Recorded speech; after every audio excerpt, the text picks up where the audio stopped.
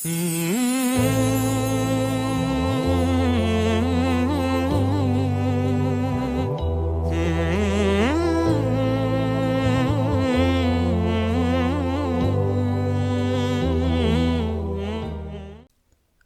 عليكم ورحمة الله وبركاته. كسو دhowow kanaalka Guushay Tus.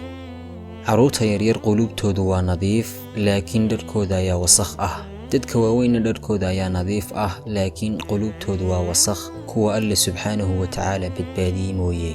Shimbirta geedka dul fadhida marnaba kama cabsato in laanta ay saaran tahay la jabto, sababtoo ah kalsoonidu ma aha laanta, balse waa baalasheeda.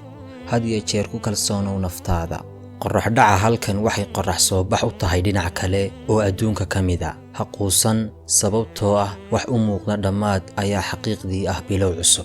Muhiim ma aha inaad ka xanaaqdo waxay saaxiibada dhabarkaaga ka leeyihiin, waayo hortaada kama yoodhan. Ha ku dadaalin inaad dhisto guri weyn oo aad ku noolaato, laakiin ku dadaal inaad dhisto guri aad ku noolaato oo xasiloon, oo ay ka dhex iftiimayaan akhlaaqad wanaagsan iyo Alla ka cabsi. awoodu ma lihid inaad bedesho muuqaalkaaga si aad u noqoto kan dadka ugu quruxda badan, laakiin waxa aad awoodu leedahay inaad bedesho dhaqankaaga si aad u noqoto kan dadka ugu akhlaaqada wanaagsan. noloshu waxay macno badan yeelataa markii aad garawsato xaqiiqda fudud ee ah in fursad isku mid ah aysan laba jeer ku soo marayn. Ka faa'iidayso fursad kasta.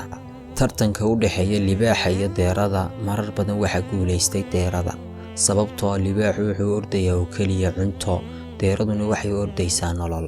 xasuusno ujeedada. hadafka ayaa aad uga muhiimsan baahida. Ha noqon qof cunto kaliya warda. Ha isku mashquulin, hana ka fikirin gefkii shalayto, waayo beri waa fursad kale oo aad ku sixi karto intii shalay qabiyada ka ahayd.